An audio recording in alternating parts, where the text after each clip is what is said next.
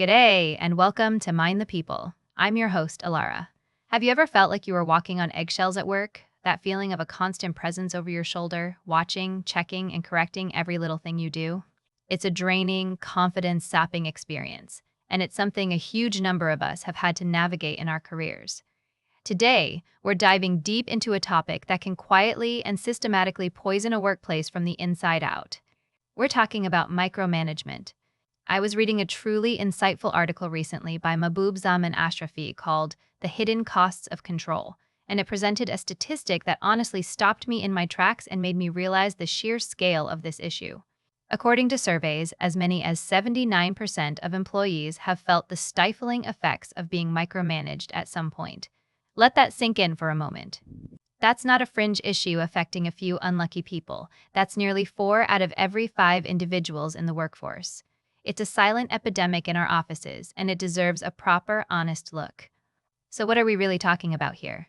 Micromanagement is so much more than just a boss who's a bit too involved or who likes to keep on top of things. It's a distinct and destructive management style defined by a pattern of behaviors.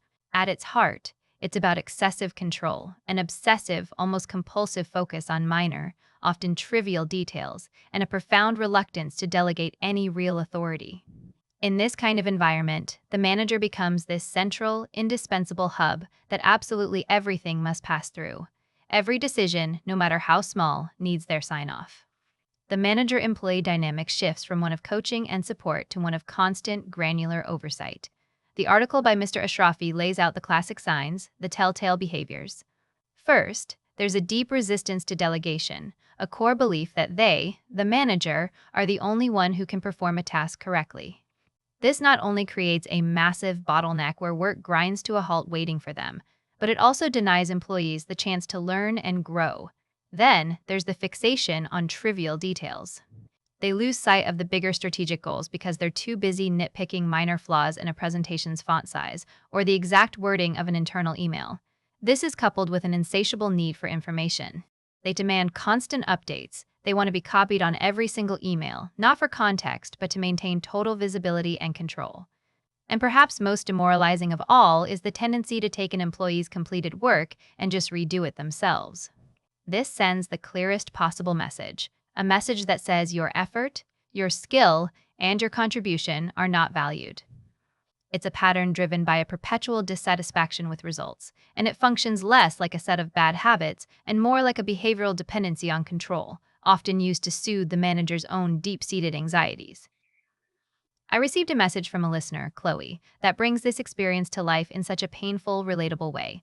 She gave me permission to share a bit more of her story. She wrote, "G'day, Elara, your topic today really hits home. I'm a graphic designer, and I used to love my job. It was creative, I felt valued, and I was proud of my work. 6 months ago, my longtime manager retired and we got a new team lead. The change was immediate. At first, I thought he was just trying to be helpful, but it quickly became clear it was about control. For a recent campaign, I spent 2 weeks developing a concept I was really excited about. He asked for a daily progress report, not just a summary, but a minute-by-minute log of my activities. When I presented the final design, he ignored the overall concept and spent an hour dissecting the exact shade of blue I'd used in the logo, insisting it was 2% off-brand, even though it was digitally color-matched. In the end, he took my files and fixed it himself over the weekend. He presented it as a team effort, but it felt like he had just erased me from the process. Now, I spend more time writing reports about my work than actually designing. I'm constantly anxious, second-guessing every creative choice, and honestly, the joy is just gone. It feels like I'm not trusted to do the job I've been doing successfully for 5 years. Chloe's story is the textbook outcome of this management style. The psychological toll is immense. The daily reality of constant scrutiny and criticism creates a high-stress environment, leading to chronic anxiety and eventual burnout. This relentless communication of distrust is deeply corrosive to self-esteem, causing even highly skilled people like Chloe to internalize their manager's lack of faith and fall into a paralyzing cycle of self-doubt. Professionally, it actively stunts your growth. You learn very quickly that it's safer to simply follow orders than to show any initiative or creativity. Innovation dies because experimentation is seen as a risk. Now, it's very easy to paint the micromanager as a one-dimensional villain, but the article rightly points out that the behavior often stems from a complex mix of internal psychology and external pressures. The primary driver is often a deep-seated fear and insecurity. A manager's lack of trust in their own abilities can be projected outward as a fear of their team failing. The command and control style becomes a defensive mechanism to protect a fragile ego. This is frequently combined with a perfectionism so extreme they sincerely believe their way is the only correct way. However, external factors can also be a huge contributor. Think about a new manager, often promoted because they were a brilliant technician or salesperson, but given zero leadership training. They revert to the hands-on work they know best because they haven't learned how to lead. Or imagine an organization with a punitive culture, where any failure is punished severely. In that environment, a manager might adopt controlling behaviors as a desperate risk mitigation strategy. This all converges in what the article calls the paradox of perceived competence. A manager, driven by their own insecurity, believes their team is underskilled. So, they implement controlling behaviors that strip the team of autonomy.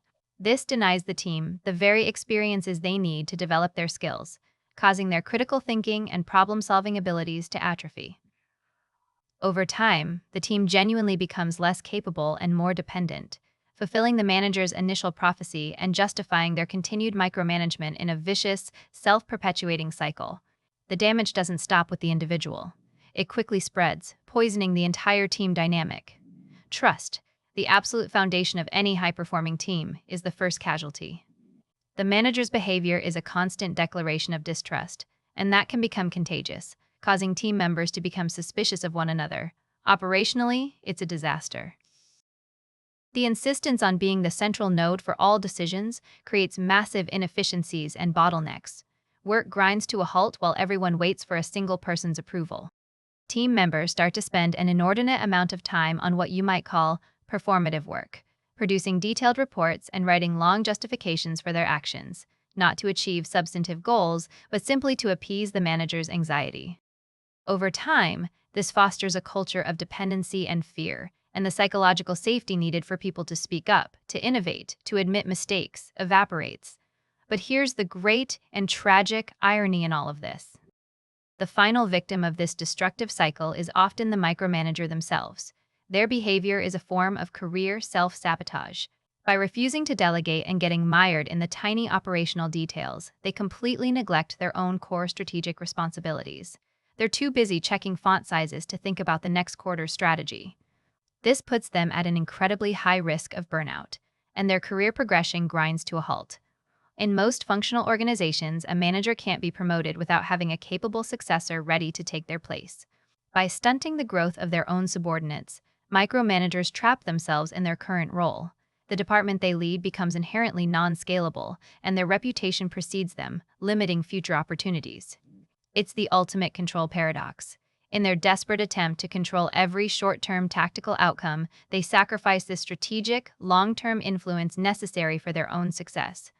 I actually got another message, this one from a listener named Ben, who shared the other side of this coin.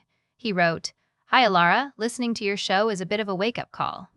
I was promoted to my first management role a few years ago, and I have to admit, I was a classic micromanager. I was terrified of my team failing because I saw it as my failure. I thought being a good manager meant knowing every detail of every task. I worked 70-hour weeks, checking everything, rewriting reports, basically doing their jobs and my own. I was exhausted, and my team was miserable. The aha moment for me came during a performance review. My own boss sat me down and said, 'Ben, your team's results are okay, but you're a bottleneck. Your real job isn't to do the work, it's to build a team that can succeed without you.' It was a tough pill to swallow, but he was right.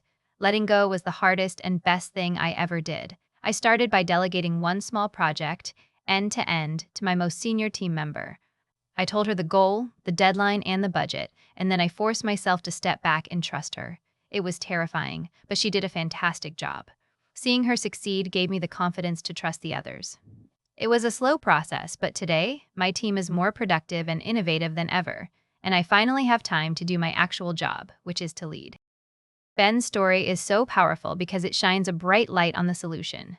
The antidote to the poison of micromanagement isn't chaos or a loss of control. It's a deliberate and strategic shift in philosophy, a shift from control to empowerment. And this isn't a soft skill, it's a critical business imperative.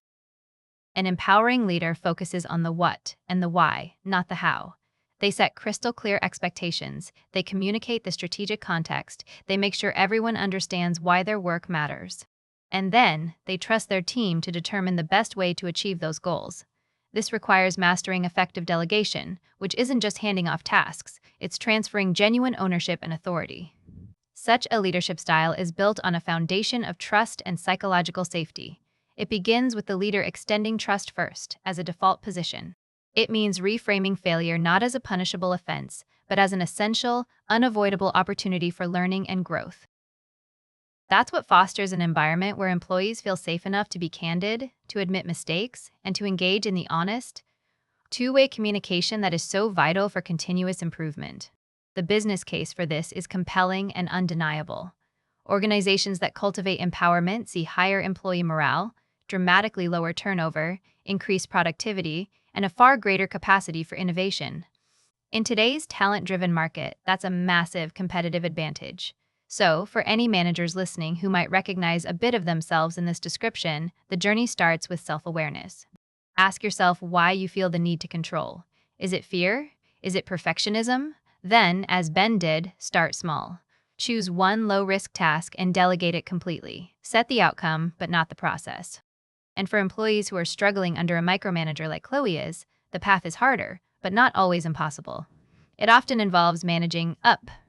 This can mean proactively communicating to build trust, providing regular updates before they're demanded, and trying to understand the pressure your manager is under. Sometimes, an open conversation about your desire for more autonomy and your commitment to shared goals can make a difference. Of course, sometimes the behavior is too ingrained, and the best decision for your own health and career is to find an exit strategy. But the first step is to recognize the dynamic for what it is. The next time you feel that urge to control every detail, or if you find yourself on the receiving end of that control, remember that true, sustainable success isn't about holding the reins as tightly as you can. It's about building a team, a culture, and a cart that is strong enough, skilled enough, and trusted enough to find its own way forward. True strength as a leader isn't in the control you exert, but in the capability you build in others. Thanks for tuning in to Mind the People.